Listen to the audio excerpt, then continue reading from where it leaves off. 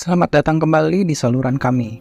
Pada episode kali ini kita akan menjelajahi topik menarik tentang generasi Z dan spiritualitas. Semakin banyak generasi Z yang mencari makna dan spiritual di luar gereja tradisional. Apa motivasi mereka dan apa yang dapat kita pelajari dari hal ini? Namun, sebelum kita mulai, jangan lupa di-subscribe dan tekan notifikasi loncengnya. Oke?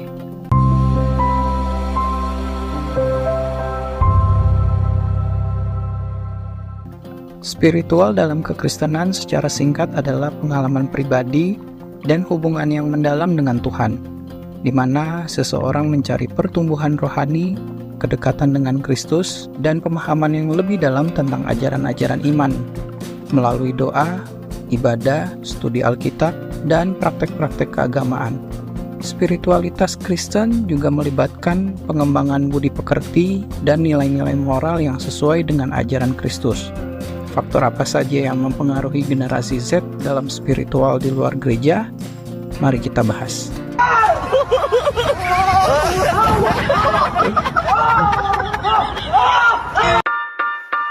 Yang pertama, perubahan dalam budaya. Budaya dan nilai-nilai berubah seiring waktu. Generasi Z mungkin merasa lebih sulit untuk terhubung dengan ajaran-ajaran tradisional gereja yang mungkin terasa kuno atau tidak relevan lagi untuk mereka. Norma, sosial, dan budaya berubah seiring waktu. Nilai-nilai tradisional mungkin tidak lagi begitu kuat dalam budaya generasi Z, dan mereka mencari cara baru untuk mengeksplorasi dan merayakan keyakinan spiritual mereka. Gereja Tuhan beserta para pemimpin gereja harus update agar generasi muda ini dapat tertarik untuk beribadah dalam rumah Tuhan. Yang pasti, perubahan ini sesuai dengan norma-norma Alkitab. Yang penting, kita semua tidak sama dengan perilaku dunia seperti Roma 12 ayat 2.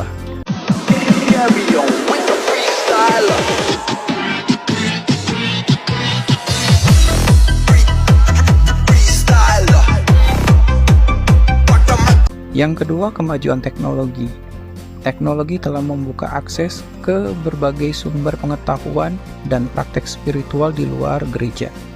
Generasi Z dapat dengan mudah mengeksplorasi berbagai aliran spiritual di dunia maya. Pengaruh negatif kemajuan teknologi terhadap spiritual generasi Z dapat dilihat dalam beberapa aspek, seperti gangguan terhadap waktu yang dialokasikan untuk aktivitas spiritual dan hubungan pribadi yang mungkin terganggu oleh perangkat elektronik ini. Mungkin teknologi membawa manfaat besar, ada juga potensi pengaruh buruk jika tidak digunakan dengan baik. Dalam 1 Korintus 6 ayat 12 katakan, segala sesuatu boleh aku perbuat, tetapi tidak segala sesuatu berguna. Segala sesuatu boleh aku perbuat, tetapi aku tidak boleh diperbudak oleh sesuatu pun. Ayat ini mengajarkan bahwa kita harus berhati-hati agar tidak menjadi perbudak teknologi atau hal-hal dunia yang dapat mengganggu hubungan spiritual kita. Yang ketiga, fleksibilitas spiritual. Generasi Z lebih cenderung untuk menggabungkan elemen spiritual dari berbagai tradisi dan budaya. Mereka mencari apa yang cocok untuk mereka. Dalam 1 Tesalonika 5 ayat 21 katakan, ujilah segala sesuatu dan peganglah yang baik. Fleksibilitas spiritual dalam kalangan generasi Z dapat membawa dampak negatif seperti kebingungan dalam keyakinan dan pemahaman agama. Hal ini bisa bertentangan dengan prinsip-prinsip Alkitab. Sebagai contoh, dalam Efesus 4 ayat 14, Alkitab mengingatkan kita untuk tidak mengambang oleh segala angin ajaran. Artinya, kita perlu teguh dalam keyakinan kita dan tidak terombang-ambing oleh setiap ajaran yang muncul.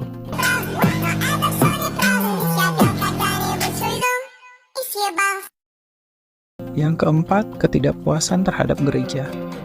Ketidakpuasan generasi Z terhadap gereja dapat dipahami melalui beberapa aspek yang mencerminkan perasaan mereka.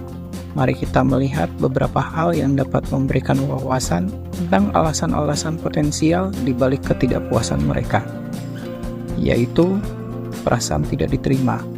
Beberapa generasi Z mungkin merasa tidak diterima atau dikucilkan oleh gereja. Ini dapat bertentangan dengan ajaran Kristus tentang kasih, penerimaan, dan keramahan. Perbedaan nilai dan prioritas. Generasi Z memiliki nilai dan prioritas yang berbeda dari generasi sebelumnya. Ini dapat mengakibatkan ketidakcocokan dengan ajaran atau praktek gereja yang lebih tradisional. Kesulitan dalam mengatasi keraguan. Generasi Z mungkin lebih cenderung untuk mengajukan pertanyaan dan meragukan keyakinan tradisional. Gereja perlu memberi ruangan untuk diskusi dan pemahaman yang lebih dalam. Gereja dapat merespon ketidakpuasan ini dengan mengutamakan kasih, penerimaan, dan dialog yang membantu generasi Z merasa didengar dan dipahami.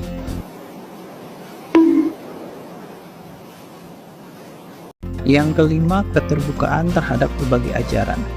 Generasi Z yang terlalu terbuka terhadap berbagai ajaran dapat menghadapi risiko menerima ajaran yang menyimpang dari iman Kristen. Ini bisa menjadi masalah karena Alkitab memperingatkan kita untuk berhati-hati terhadap ajaran yang tidak sesuai dengan kebenaran.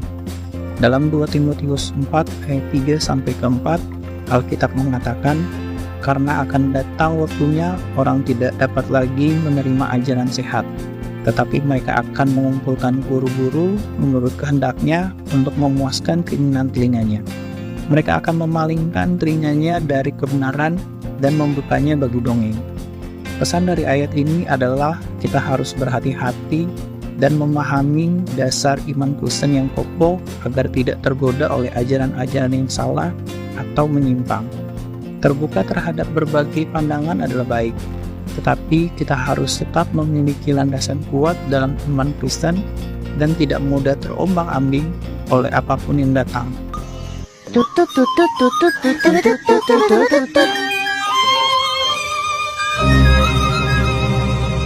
Sebelum menutup video ini, kita harus ingat bahwa pencarian spiritual generasi Z di luar gereja muncul dari perubahan budaya dan tantangan unik yang mereka alami. Ini adalah panggilan bagi gereja untuk beradaptasi dan mendekati generasi ini dengan kasih dan pengertian. Terima kasih telah menonton. Jika Anda memiliki pemikiran atau pengalaman tentang topik ini, silakan berbagi di komentar di bawah. Jangan lupa di like, di subscribe, dan tekan lonceng untuk mendapatkan konten terbaru dari kami. Sampai jumpa di video berikutnya, dan selamat menjalani perjalanan spiritual Anda sendiri. Tuhan Yesus memberkati, dan keep on fire.